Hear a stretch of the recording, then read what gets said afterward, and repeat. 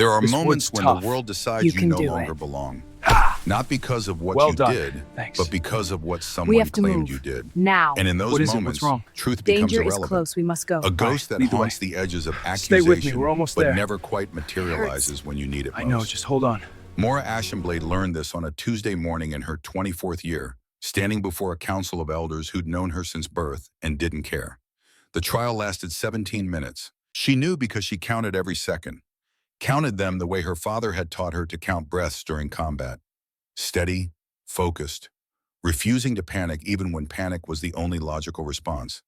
Even when every instinct screamed that this was wrong, that this couldn't be happening, that 24 years of service couldn't be erased by 17 minutes of lies. But they could be. They were being erased right now. The council chamber was carved into living rock, the same stone that had housed clan leadership for 9 generations. Torches cast flickering shadows across walls decorated with the tusks of defeated enemies, the shields of fallen heroes, the accumulated weight of 2 centuries of orc history.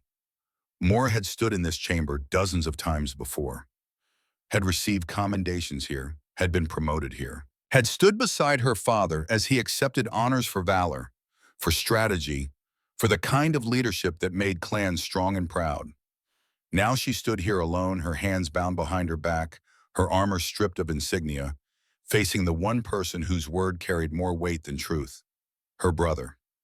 Dravik stood 10 feet away, positioned carefully to Chief Vorgath's right, the position of trusted advisor, the position Maura should have held if she'd been less skilled at warfare and more skilled at politics. If she'd understood that loyalty without ambition was weakness in her brother's eyes. Dravik wasn't looking at her, he was looking at his left hand instead, at the scar that ran from wrist to palm. The scar he'd gotten when they were children, when Maura had shoved him out of the way of a falling training blade and taken the cut meant for him across her shoulder. She still had that scar. Right beside 17 others she'd earned protecting orcs who now wanted her dead. Chief Vorgath sat on the stone seat, his massive frame making even the carved throne look small. His fingers played with the necklace of enemy tusks around his throat, the same gesture he made before every difficult decision. Except this time, the decision didn't look difficult at all. The humans found our supply route, Vorgath said. His voice had the texture of grinding boulders, each word carrying the weight of absolute authority. Someone told them where to wait. We lost 31 warriors in that ambush, 31 of our finest, including 3 from my own bloodline. I didn't, Maura started. Your brother saw you speaking with a human prisoner, Vorgath interrupted. 3 days before the attack. He says you spent an hour alone with this prisoner. He says when you released the human, against orders, I might add, you whispered something that sounded like directions. Maura looked at Dravik, really looked at him, at the way he stood just slightly behind Vorgath's seat, positioned perfectly to whisper advice into the chief's ear. At the new markings on his armor, the kind warriors earned for exceptional service, the kind that got you promoted, the kind that moved you up the ladder when your only competition was conveniently accused of treason. At the fresh scar across his jaw that she didn't remember him having. At the careful blankness in his eyes that said he'd practiced this expression. Rehearsed it until he could deliver laws without flinching. And she understood. 31 dead orcs needed someone to blame. And Dravik, ambitious and clever, and tired of standing in his sister's shadow, had offered them a perfect target. Her. I was interrogating a prisoner, Maura said.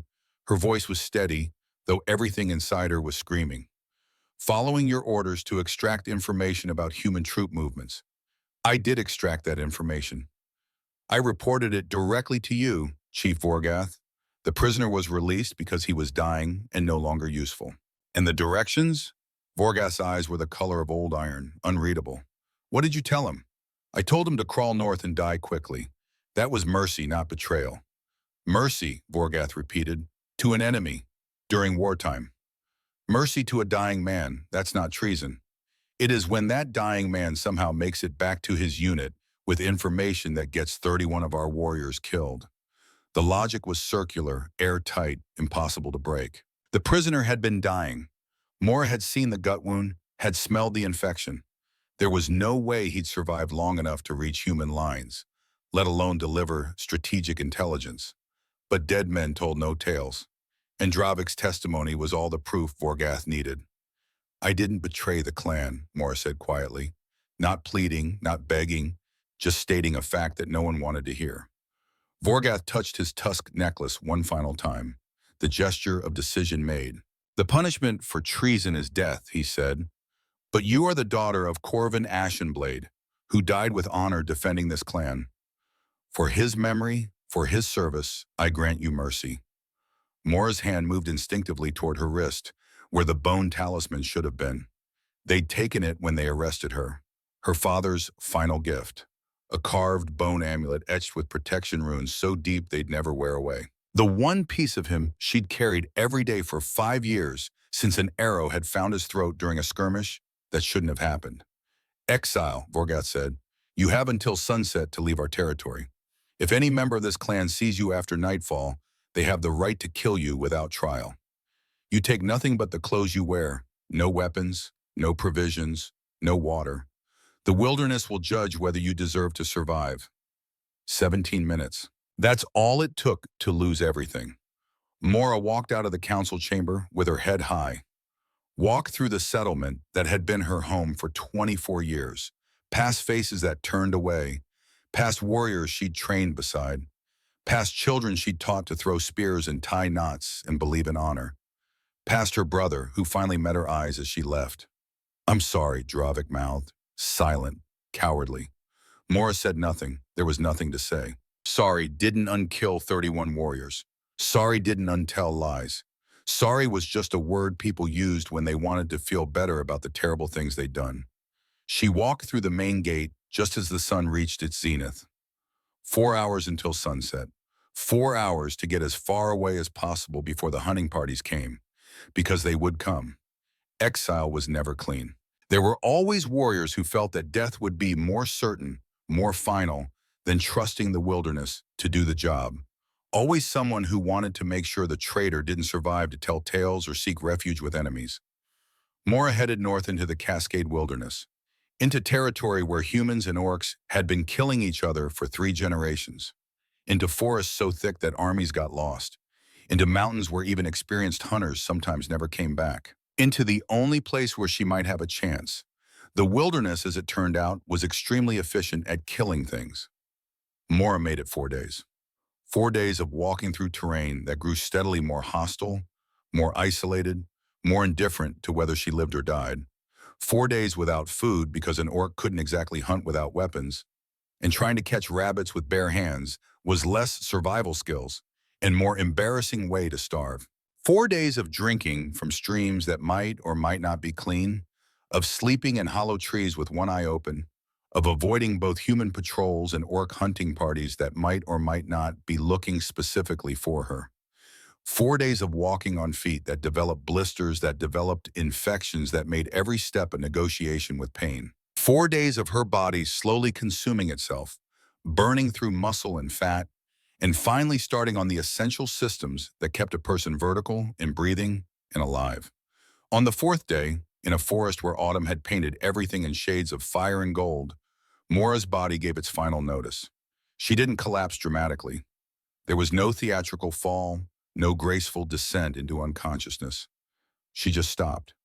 One moment she was walking. The next moment she was on her knees in a pile of dead leaves. And getting back up seemed like an insurmountable task, like trying to lift a mountain with willpower alone. She tried, pushed with her arms, attempted to lever herself upright, managed about 3 inches before her muscles simply quit. Fine, she thought, this is fine. Dying in autumn leaves is actually quite poetic. The bone talisman would have pressed against her wrist if she still had it. Her father's protection runes. His final blessing. Gone now, along with everything else. Sorry, Dad, she thought. Looks like your protection had an expiration date after all. The forest smelled like wood smoke and approaching rain. Somewhere distant, an axe was chopping wood with the steady rhythm of someone who'd been doing it for years. Chop, pause, chop, pause. The sound of human civilization. The sound of people who belong somewhere. Mora closed her eyes, at least the leaves were soft. Garrett Thornwood had been chopping wood for 8 years. In those 8 years, he'd gotten exceptionally good at noticing when something in his forest was out of place. A broken branch that shouldn't be broken. Tracks that didn't match local wildlife.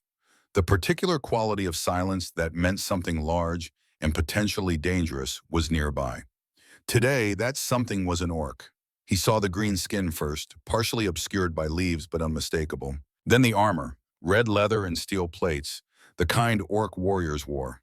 Battle armor, designed to look intimidating, to make humans hesitate just long enough for the wearer to close distance and end the fight. Then the stillness, the very specific stillness of someone who wasn't resting but couldn't move anymore.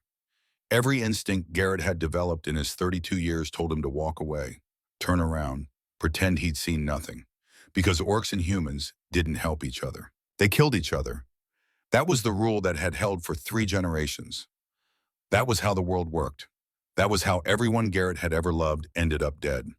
He stood there for 3 full minutes, axe in hand, looking at a problem that absolutely was not his problem and did not need to become his problem. The orc might already be dead. That would simplify things considerably.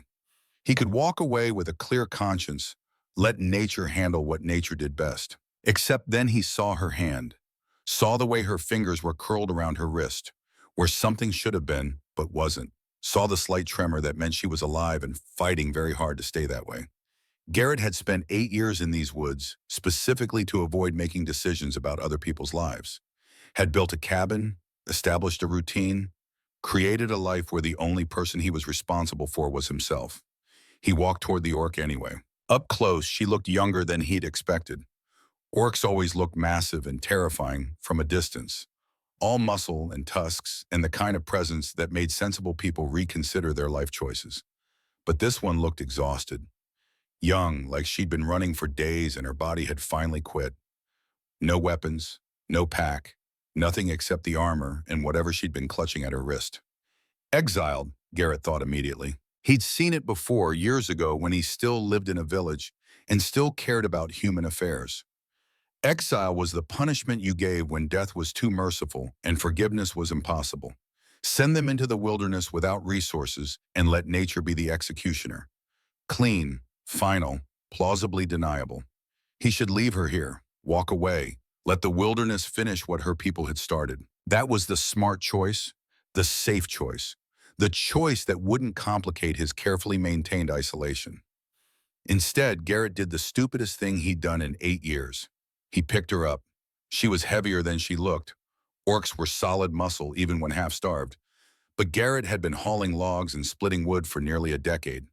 He managed. The walk back to his cabin took 20 minutes. She didn't wake up once, which was probably for the best. Waking up being carried by a human would likely trigger some combat reflex that would get both of them hurt.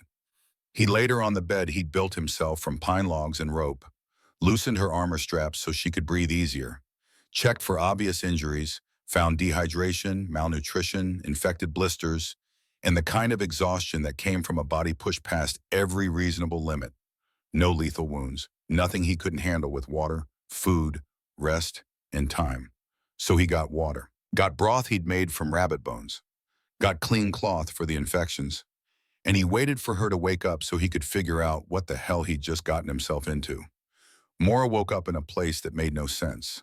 Wooden walls, human construction, a fireplace with actual fire crackling in it, a bed that wasn't dirt or leaves or stone, and most confusingly, she wasn't dead. She sat up too fast and immediately regretted it as the room spun sideways and her stomach announced its intention to rebel. Easy, a voice said. Male, human, speaking in the quiet tone you'd use with an injured animal that might bite. You've been out for 3 days. Body needs time to remember how to work. 3 days. Mora's hand went automatically to her wrist. No talisman, she'd known that, had lost it during the arrest. But her armor was still there, though someone had loosened the straps. No weapons within reach, but then again, she hadn't had weapons in 4 days. The human sat across the room near the door. Strategic positioning, close enough to react if she attacked, far enough to run if she turned out to be faster than expected. He was holding a bowl of something that smelled like food, actual, real, prepared food. You collapsed in the forest, the human said, 3 days ago. You've been mostly unconscious since then. Fever broke yesterday. Figured you'd wake up today or not at all. Mora stared at him. He looked exactly like what you'd expect from someone who'd lived alone in the woods for years.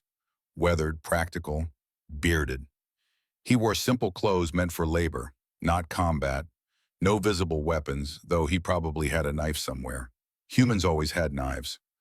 Why? The word came out rougher than intended. Her throat felt like she'd been screaming for hours. Why what? Why am I alive? You're human. I'm orc. You should have killed me. The human shrugged. Seemed rude to let you die in my forest. Made a mess of my leaf piles. Despite everything, despite the exile, the betrayal, the 4 days of dying slowly, Mora felt the corner of her mouth twitch. Your forest? I live here. Have for 8 years. Makes it mine by squatter's rights. Mora looked around the cabin. One room maybe 15 feet square. Everything handmade, everything practical. A place built by someone who didn't expect or want visitors. You should have killed me, she said again. Probably, the human agreed, but I'm not particularly good at should. Never have been. He set the bowl on a small table between them. That's broth. You need to drink it. Then you need to rest more. Then we can figure out what happens next.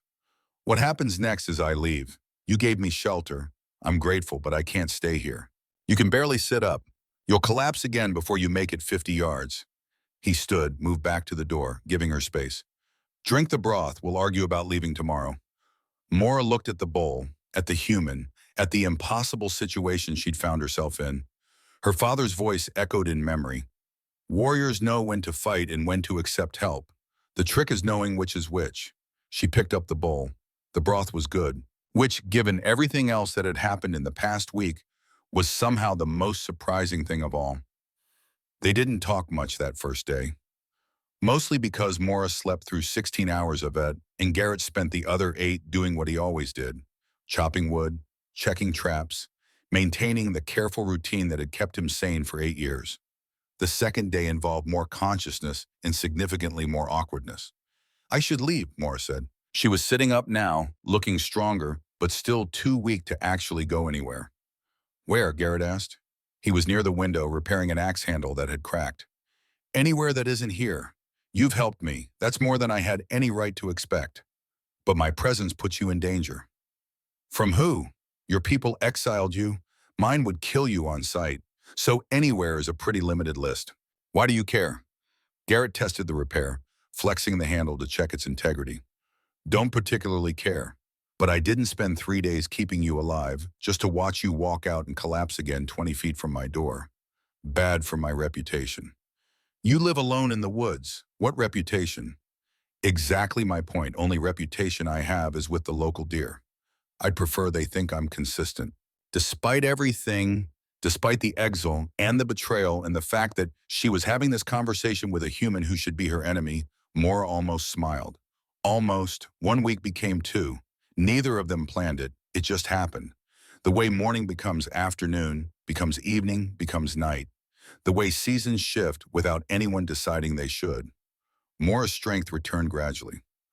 First, she could sit up without dizziness. Then she could stand. Then she could walk from the bed to the door and back without needing to rest. Progress measured in feet, then yards, then the ability to complete a circuit of the cabin without her legs threatening mutiny. Garrett maintained his routine, checking traps, cutting firewood, cooking meals that were surprisingly good for someone who'd been living alone for 8 years. He moved around the cabin like someone who'd forgotten other people existed and was slowly remembering how to share space. They developed routines without discussing them. Garrett would leave mornings to check his trap line and cut the day's firewood. Mora would stay into the cabin, too weak to do much beyond exist and heal. When he returned with whatever he'd caught, usually rabbits, sometimes fish from the stream, they'd eat in comfortable silence. Mora noticed the small wooden figures on the 3rd week. They were everywhere once you started looking. On shelves, on the windowsill, tucked into corners. Animals mostly. Deer, birds. A bear so detailed you could count the carved fur lines. All made with the kind of patience that came from having nothing but time. You made these? Mora asked, picking up a wooden owl. Garrett glanced up from the rabbit stew he was stirring. Gives me something to do with my hands. They're good. They're adequate, Garrett corrected. Good would imply actual talent. These are what happens when someone too stubborn to be bored carves the same owl 17 times until it stops looking like a deformed potato. Maura ran her thumb over the owl's carved feathers, each one distinct, individual, the work of someone who cared about details no one else would see. "Why do you live out here?" she asked. "Alone." Garrett was quiet for a long moment, the kind of quiet that meant the answer was complicated and probably painful. "Because everyone I cared about died in a war that didn't need to happen," he finally said. "And I got tired of watching people kill each other over territory that doesn't belong to anyone." He looked at her then, really looked at her. "Why were you exiled?" "Because my brother needed a scapegoat, and I was convenient." "For what?" Morris set the owl down carefully. 31 orcs died in a human ambush. Someone had to be blamed. "I spoke with a human prisoner 3 days before the attack. So clearly I must be a traitor." "Were you?" "No." Garrett nodded once, like he believed her, like it was that simple. "My village was destroyed by orcs when I was 24, he said, still stirring the stew. "Wasn't even a planned raid, just a war party passing through that decided a human settlement was an easy target. They killed everyone. My wife, my daughter, burned every building except the mill, and that only survived because it was stone." Maura went very still. "I'm supposed to hate your kind," Garrett continued. His voice was steady, factual. "Same way you're probably supposed to hate mine. That's what we're all supposed to do. Keep hating until everyone's dead or too tired to care." He finally looked up from the stew. "But my daughter was 6. She didn't hate anyone, didn't know enough to hate. And the orcs who killed her probably had their own reasons, their own dead children, their own burned villages. And somewhere in all of that, someone has to stop. Someone has to be the fool who says, 'Not me, not anymore.'" He ladled stew into 2 bowls. "So here I am, 8 years later, giving soup to an orc, being that fool." Maura touched her wrist where the talisman should have been. Thought about all the humans she'd killed following orders. All the humans who'd killed orcs following theirs. The endless cycle of revenge that solved nothing but kept spinning because stopping felt like admitting the dead had died for nothing. "Your daughter," Maura said quietly. "What was her name?" "Lily. My father was Corvin. He died fighting humans 5 years ago." They sat in silence for a while. Not the awkward kind. The kind that happens when 2 people realize they're carrying the same weight, just wearing it differently. "Stew's getting cold," Garrett finally said. They ate. It was good. Elena arrived on the first day of the 4th week. Maura heard the cart before she saw it, the familiar creak of wooden wheels on packed earth, the jingle of harness bells that marked a trader making their rounds. She moved instinctively away from the window, into shadows near the back of the cabin. Garrett opened the door like this was completely expected. "Monthly supplies," he said to Maura without turning around. "She's safe." "She's human," Maura pointed out. "Still safe." The cart stopped outside. Maura heard a woman's voice, cheerful, practical, the kind of voice that probably sold goods very effectively. "Garrett, good to see you haven't been eaten by bears. I brought the usual, plus extra flour because I know you go through it like—" The voice stopped. Elena had looked through the window. There was a very long pause. "Garrett," Elena said carefully, "why is there an orc in your cabin?" "Long story. I have time. She was dying in my forest." Seemed rude to let that continue. Another pause. Maura could see the woman now through the window. Mid-30s, practical traveling clothes, the weathered competence of someone who'd spent years on the road. She was staring at Maura the way someone might stare at a wolf that had wandered into their kitchen. "She's exiled," Garrett added. "No clan, no weapons, not dangerous." "All orcs are dangerous," Elena said. But she didn't reach for a weapon, didn't run, just kept staring. Maura stepped forward into the light. Let Elena see her clearly, see the lack of weapons, the obvious recovery from near death, the absence of threat. "I'll leave," Maura said, "if my being here causes problems for him." Elena looked between them, at Garrett, who stood calm and unbothered, at Maura, who stood ready to walk back into the wilderness if necessary. "How long has she been here?" Elena asked Garrett. "Almost a month, and you are both still alive." Surprisingly, Elena let out a long breath. Then she started unloading supplies from her cart. I'll need to add extra food to my monthly delivery, she said. Orcs eat more than humans, I assume? Probably, Garrett agreed. This is insane. Probably, and Elena handed Garrett a sack of flour, then looked at Mora. I'm going to regret this, but I've known Garrett for 4 years, and he's the most stubborn man in 3 territories. If he's decided you're worth feeding, then arguing won't change anything. She pulled a thick wool blanket from the cart and handed it directly to Mora. Winter comes fast here. You'll need this. Mora took the blanket. It was the first gift anyone had given her since the exile. Thank you. Elena nodded once, then turned back to her cart, muttering something about lost causes and stubborn fools. But she left extra food anyway, and tucked into the blanket's folds, Mora found later, were 3 honey cakes wrapped in cloth. Winter came fast. The first snow arrived in the 5th week, transforming the autumn forest into something quiet and white and impossibly beautiful. Mora had seen snow before. Orcs didn't melt in winter, but she'd never seen it like this. Peaceful, gentle, not the brutal cold of mountain training camps, but the soft cold of a forest settling in for rest. She stood outside the cabin, watching snow accumulate on bare branches, collecting in drifts against tree trunks, muffling the world into silence. Garrett found her there an hour later. You'll freeze. Orcs don't freeze easily. Still cold, though.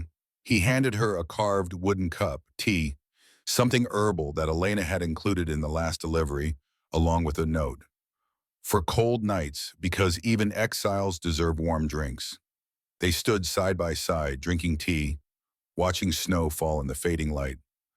I can't stay here forever, Mora said quietly. I know. Eventually someone will find out.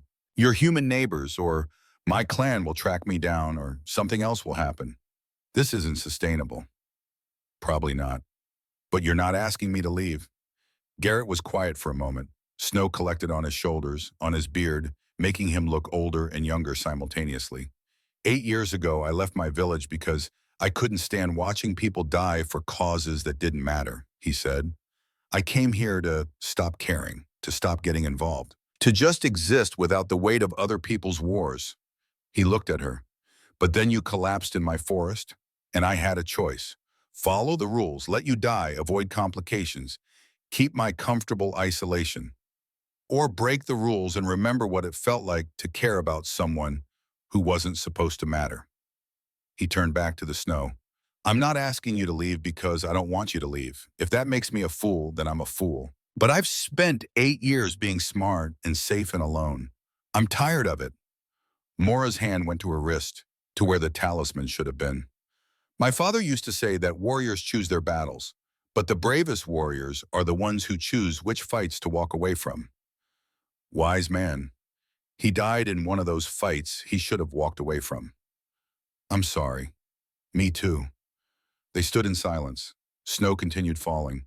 The forest was so quiet you could hear individual flakes landing on leaves and branches and earth.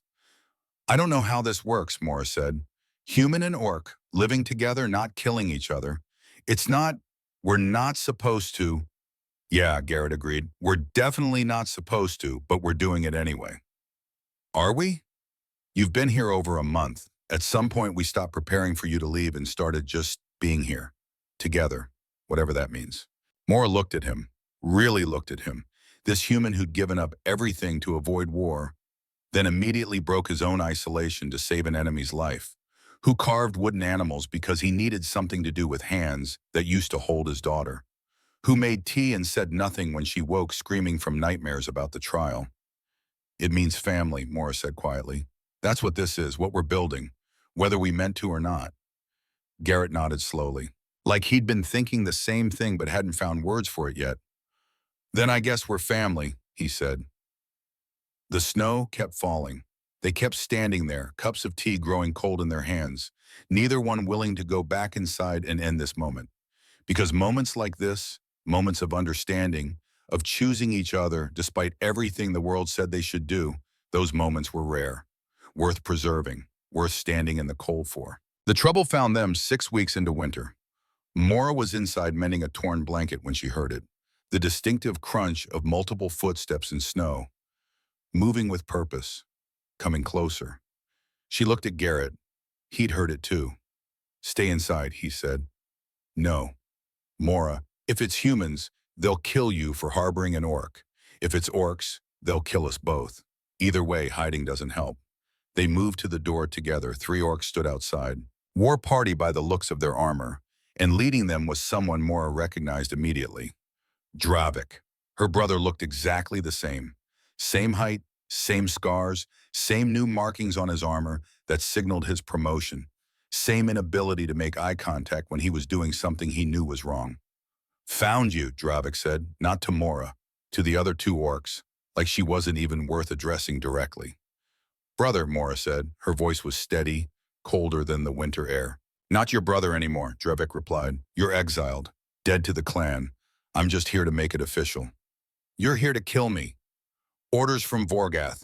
Can't have exiles living comfortably while the clan suffers. Sets a bad precedent. So you'll murder your sister to follow orders. That's who you've become. Dravik's jaw tightened. You brought this on yourself. You were the one who talked to that human prisoner. You were the one who gave away our position. I did no such thing, and you know it.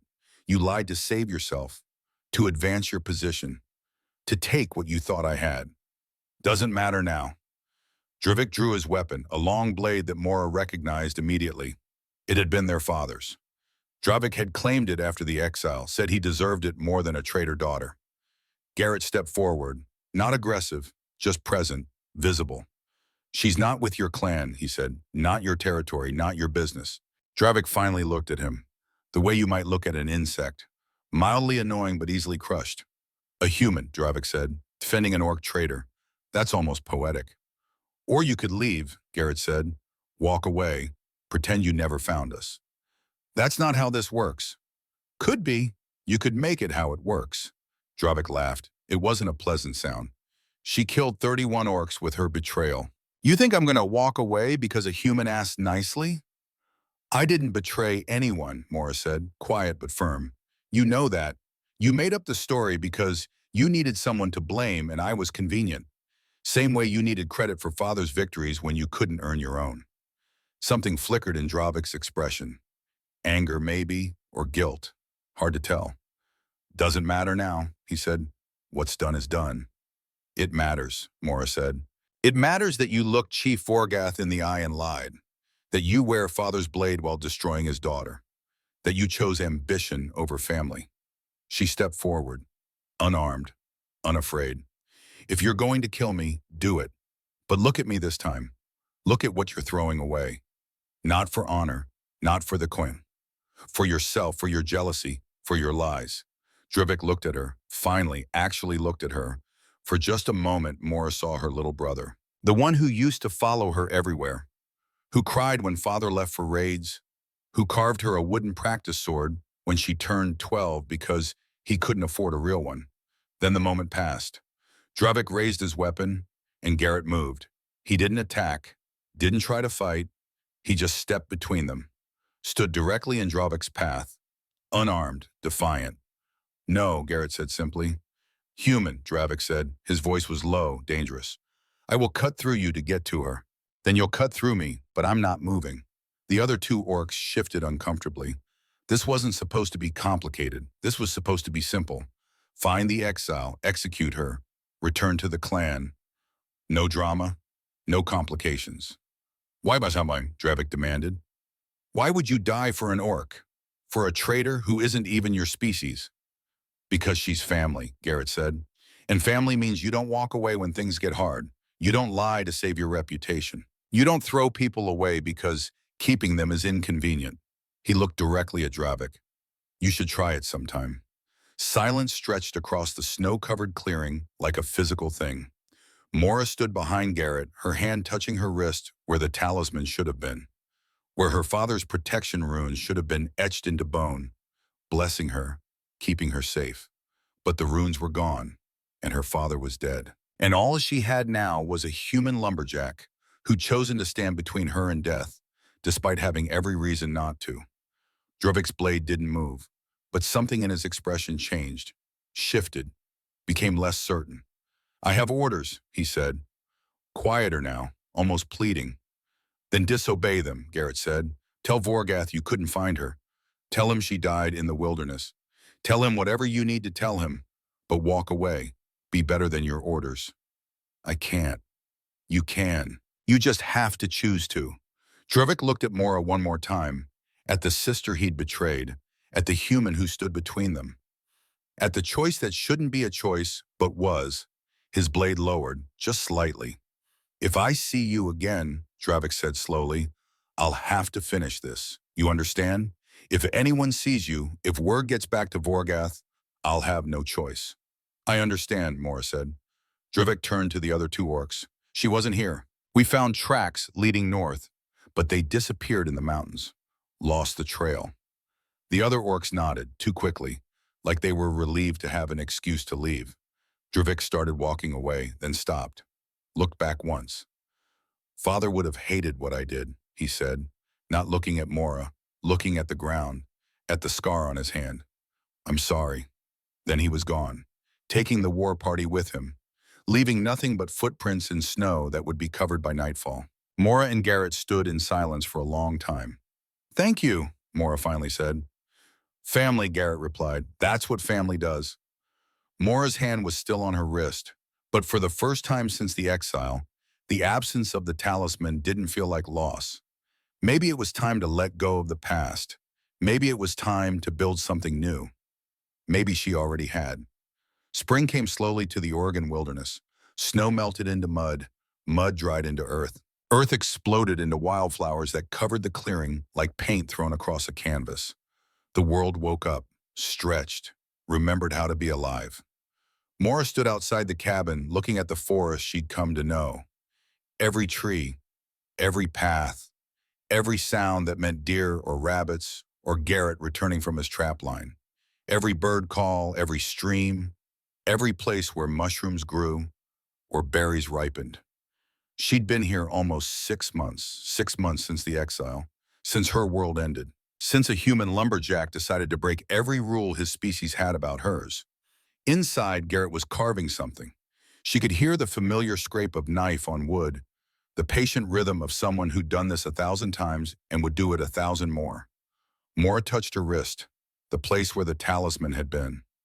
She'd stopped missing it 3 days ago, had realized that her father's protection wasn't in a piece of carved bone. It was in the lessons he'd taught her, the values he'd instilled, the understanding that honor wasn't about following rules. It was about choosing what was right even when what was right was hard. The talisman had been a reminder, but she didn't need reminders anymore. Elena would arrive tomorrow with monthly supplies. She'd gotten into the habit of bringing extra. Not just food, but small gifts, a better knife, thicker blankets. Last month, a book. Because even exiles get bored, Elena had said, handing it over like it was the most natural thing in the world. Mora had cried over that book. Just a little, just enough. Because kindness from unexpected sources hit differently than kindness you'd earned or expected or were owed. You're thinking too loud, Garrett said from the doorway.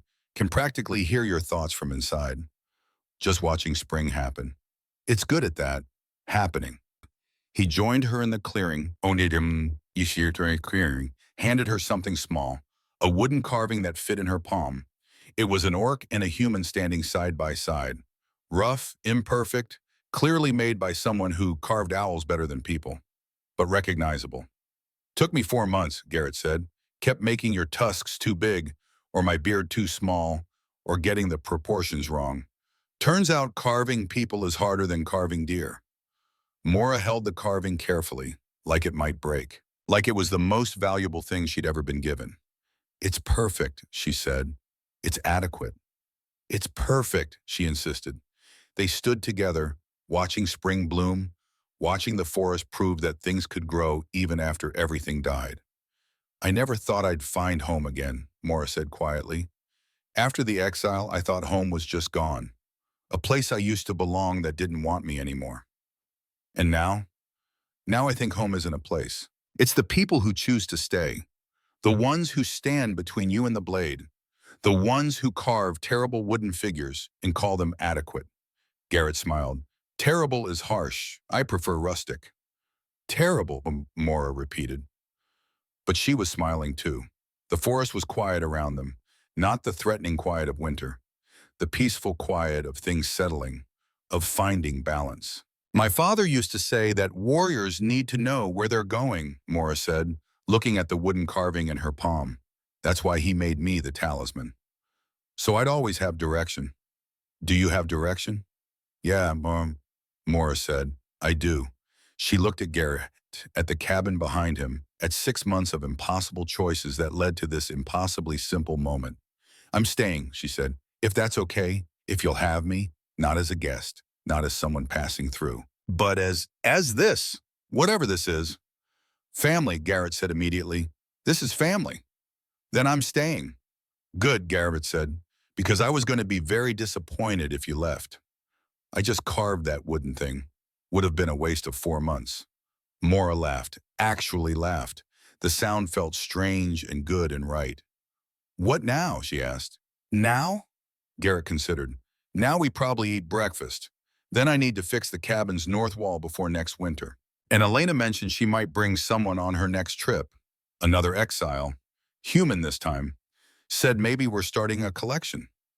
A collection of people who don't fit anywhere else. Best kind of collection. They walked back toward the cabin together. The morning sun painted everything gold.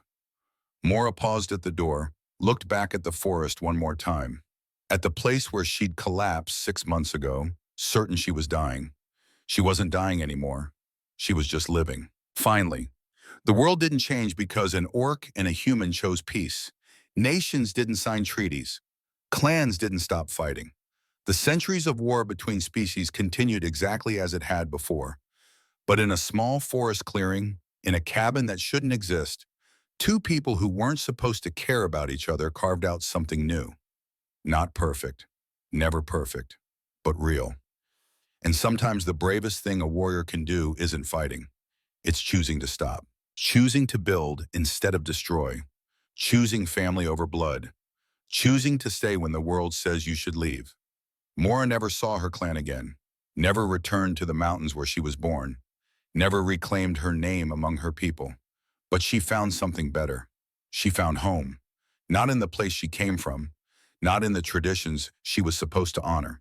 But in the quiet moments. In shared meals, in carved wooden figures, in monthly visits from a trader who brought extra supplies because even exiles need nice things. In a human who looked at an enemy and saw a person. In a choice to stay. 2 years after Mora arrived, Elena brought the second exile. His name was Jacob. Human, mid-20s. He'd been exiled from his village for refusing to participate in a raid against an orc settlement. They'd called him coward, traitor, orc lover. Had given him the same sentence Mora had received. Walk into the wilderness and die. He'd made it 3 days before collapsing. Elena found him on her trading route, brought him to the only place she knew where exiles were welcome. Garrett and Mora took him in without hesitation, fed him, gave him a place to sleep, helped him heal. Is this what you do now? Jacob asked when he was strong enough to talk. Collect exiles? Apparently, Garrett said. We didn't plan it, Mora added. It just happened. What happens now, to me? Mora and Garrett looked at each other, had the conversation with their eyes that happened between people who'd learned each other's language. Now you choose, Mora said. Stay if you want, leave if you want, but know that if you stay, you're family, and family means we take care of each other. Jacob stayed. 3 years later, Elena brought another, an orc woman exiled for refusing an arranged marriage. Then a human man who'd killed an orc chieftain's son in self-defense and been marked for death. Then an orc teenager who'd been born with a withered arm and deemed unfit for the clan.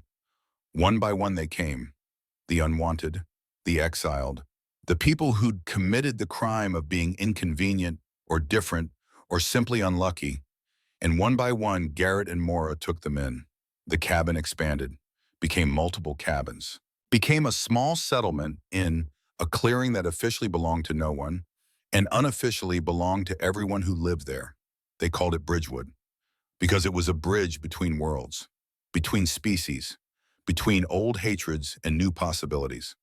It wasn't recognized by any kingdom or clan, wasn't on any official map, existed in the spaces between territories, the gaps where law didn't quite reach. But it was home for 17 people who'd been told they didn't deserve one. Mora was 30 years old when Chief Forgath died. She heard about it from a traveling merchant who'd heard it from an orc trader who'd heard it from someone in her old clan. The story spread the way stories do, gaining details with each telling, losing accuracy with each retelling. But the core facts were clear. Vorgath was dead. The clan was in chaos. And Dravik, her brother, was one of 3 orcs competing for leadership. Mora didn't care. That life was behind her. That person, the warrior, the clan member, the daughter seeking approval, was gone. In her place was someone new. Someone who'd chosen a different path. But 2 weeks after hearing about Vorgath's death, Dravik appeared, alone this time. No war party, no weapons drawn, just an orc standing at the edge of Bridgewood, looking uncertain. Mora saw him from across the clearing, felt her stomach drop, felt all the old anger and betrayal surge back like it had never left. But she walked toward him anyway. "Brother," she said, neutral, giving nothing away. "Mora." Dravik looked older, tired, like leadership had been harder than he'd expected. "I heard about this place, about what you're building here. What do you want, Dravik?" He was quiet for a moment, then, "To apologize, properly, not in the snow with a blade in my hand, not with orders hanging over my head, just me, your brother, saying I was wrong." Mora crossed her arms. "You were. I know. I knew it then. I know it now. I lied because I was jealous. Because I wanted what you had, respect, honor, father's pride. I thought if you were gone, I'd finally be enough." "Were you?" "No, I became war leader, then council member. Now I'm competing for chief, and none of it filled the hole. None of it made me feel like I'd earned anything. Because I hadn't. I'd just stolen it from you." Dravik looked at Bridgewood, at the mixed settlement of humans and orcs, at the impossible made real. "You built something better than anything I ever accomplished." "Oh," he said, "without a clan, without approval, without any of the things I thought mattered." "Why are you here, Dravik? Really?" He met her eyes. "To ask if you'd come back, if you'd consider returning. The clan needs someone like you, someone who knows how to lead without lies, how to build instead of just maintaining." Mora laughed. It wasn't cruel, just surprised. "You think I'd come back? After everything?" "I don't know. Maybe. Maybe there's a part of you that misses it, that wants—" "There's not," Mora interrupted. "There's no part of me that misses being somewhere I'm not wanted. No part that wants to prove myself to people who believe lies about me. No part that needs approval from a clan that threw me away." She gestured at Bridgewood. "This is my clan now. These are my people. And they chose me. I chose them. That's worth more than any title or honor or recognition from orcs who valued ambition over family." Dravik nodded slowly, like he'd expected this answer but needed to hear it anyway. "I'm glad you're happy," he said, and surprisingly he sounded like he meant it. "I am. Father would be proud of this, of you. Maybe. Or maybe he'd be disappointed I didn't fight harder to clear my name. I'll never know." Dravik started to leave, then stopped. "The blade. Father's blade. I kept it because I thought I deserved it. But I didn't. You did. And I can't give it back because—" "I don't want it," Mora said. "Keep it. Maybe it'll remind you to be better than you were." "Maybe." He walked away. Mora watched him go. Felt nothing. No anger, no satisfaction, no desire for revenge or reconciliation. Just the quiet certainty that she'd made the right choice. That staying in Bridgewood was better than any return to her old life could ever be. Garrett found her there, still looking at where Dravik had disappeared into the forest. "You okay?" he asked. "Yeah, I really am." "He offered you a way back." "He did? And?" "And this is home, your family, that's all that matters." Garrett smiled, put his arm around her shoulders. "Come on, Jacob caught 3 rabbits and is insufferably proud. We should probably eat them before he tells the story to everyone for the 5th time." They walked back to the settlement together, to the home they'd built from nothing but choice and stubbornness, and the radical belief that family could be more than blood. Mora lived in Bridgewood for another 23 years. She died at 53, surrounded by the family she'd chosen and who'd chosen her. Died peacefully, in her sleep, in the cabin Garrett had built when the original one got too small. Garrett died 2 years later. Some said it was old age. Others said it was grief. Most likely it was both. But Bridgewood didn't end with them. The settlement grew. More exiles came. Some stayed. Some left. Some built lives there and raised children who'd never known what it meant to be divided by species. Children who grew up speaking both human and Orcish, who learned both histories, who understood that the world was more complicated than us versus them. 50 years after Mora collapsed in those autumn leaves, Bridgewood was recognized as neutral territory by 3 human kingdoms and 4 orc clans. Not because they approved, but because they couldn't deny it existed. 100 years later, it was the largest mixed-species settlement in the region. 200 years later, there were 17 places like it, Bridgewood scattered across the continent, proof that the impossible could become possible if someone was brave enough to start. And in each one, in a place of honor, was a wooden carving, rough, imperfect, clearly made by an amateur. An orc and a human standing side by side. Adequate, perhaps, but perfect nonetheless. Blood makes you orc. Loyalty makes you clan, but choice makes you family. And family, real family, is worth everything. Mora Ashenblade understood this. Garrett Thornwood understood this. And everyone who came after them learned it too. The world didn't change overnight. Hatred didn't disappear. Wars didn't stop. But slowly, like water shaping stone, things shifted. One choice at a time, one exile at a time, one home built from nothing at a time, until impossible became possible, until divided became connected, until home became not where you were born, but where you were chosen. That's the legacy. That's the truth. That's the story of an orc who was exiled and a human who took her in, and proved that sometimes the strongest bonds are forged not in fire but in quiet moments of choosing each other despite everything the world says you should do. The end is just another beginning, and the building never stops. Not if we're brave enough to keep building. Not if we remember that the most revolutionary act is choosing connection over division. Not if we understand that home is always something you build, not something you find. Mora knew this. Garrett knew this. And now, so do we.